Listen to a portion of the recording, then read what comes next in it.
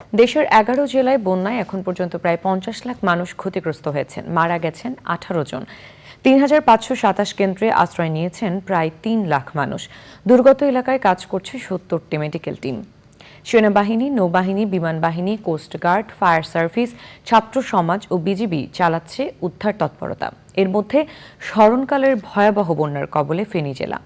শনিবার ফেনীর বন্যা দুর্গত এলাকায় যান স্থানীয় সরকার, পল্লী উন্নয়ন ও সমবায় মন্ত্রণালয়ের উপদেষ্টা এ.এফ. হাসান আরিফ। ফেনী থেকে জাহিদ হাসান শাকিলের রিপোর্ট। ২৫০টিরও বেশি ডিজাইন অপশন নিয়ে ওয়ালটন স্মার্ট ফ্রিজ, বোঝে আপনার প্রয়োজন। আকস্মিক বন্যায় কদিন ধরে বাড়ছে ফেনী। বন্যা পরিস্থিতির কোথাও উন্নতি হচ্ছে, আবার কোথাও অবনতি ঘটেছে। পরশুরাম, ফুলগাজী ও ছাগলনাইয়ায় পানি নামতে শুরু করেছে। জেলা শহরের প্রধান সড়কগুলো থেকে পানি কিছুটা নেমে গেছে। স্থবির হয়ে পড়ছে জীবনযাত্রা। নিরাপদ ঠিকানার খুঁজে ছুটেছেন মানুষ। বসতবাড়ি সহ ডুবে গেছে সবকিছু। ত্রাণ সামগ্রী থাকলেও যোগাযোগ ব্যবস্থার কারণে ফেনীর দুর্গম অঞ্চলে খাবার ও পানি সহ ত্রাণ সামগ্রী পৌঁছাতে পারছে না ত্রাণ কর্মীরা। আজকে 3 দিন যাবৎ পানিবন্দি, এরপরে আজকে 3 দিন পরে উদ্ধার করে নিয়ে আসছি। দুর্ভোগ আছে, মৃত্যু এখনো মরে নাই, কিন্তু খানা পাইতেছে না মানুষ। খানা অনাহারে মারা যাবে অনেক মানুষ। আমি এই লাইফ আমাদের ঘটনা আমি দেখি নাই। যেমনি হোক আপনারা আমাদেরকে সহযোগিতা করবেন, এটাই আপনাদের কাছে আমাদের হত্যাচার হইল। পর্যাপ্ত পরিমাণ খাওয়া নাই। সরকার থেকে যে খাওয়া দিয়ে দেওয়ার দরকার ছিল, এটা কোনো খাওয়া টাওয়া নাই। খেতে পারি না, ওষুধ বন্ধ তো, ওষুধ লওয়ার কোনো ব্যবস্থা নেই।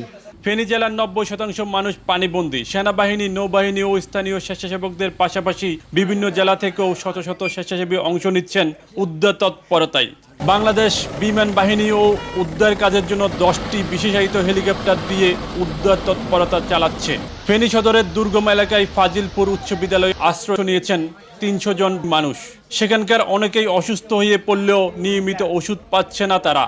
বৈষম্য বিরোধী ছাত্র আন্দোলনের অনেক নেতাকর্মী বন্যাদের উদ্ধারের ও ত্রাণ কাজে অংশ নিচ্ছেন।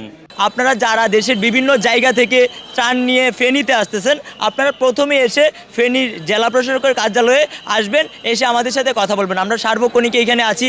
আমাদের একটা দল এখানে সবসময় অবস্থান করছে। যারা আসতেছে তাদেরকে রিসিভ করতেছে।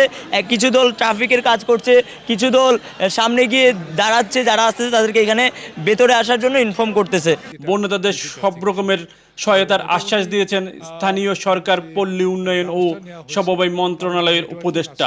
পরস্পরের সঙ্গে এসব যে তথ্যের আদান প্রদান সেটা হচ্ছে, মানে কোনো জায়গায় ব্লকেজ নেই, কোনো জায়গায় যে বিরাট আকারের সমস্যা তা নেই। ছোটোখাটো as and when we move on, এই প্রবলেমগুলো যদি অ্যারাইজ করে সেগুলো তাৎক্ষণিকভাবে দূর করা হচ্ছে। ফেনী বন্যা দুর্গত দুর্গম এলাকায় খাবার ও বিশুদ্ধ খাবার, পানি ও ওষুধ পৌঁছানোর অনুরোধ জানিয়েছেন আশ্রয় শিবিরে থাকা বন্যাতারা।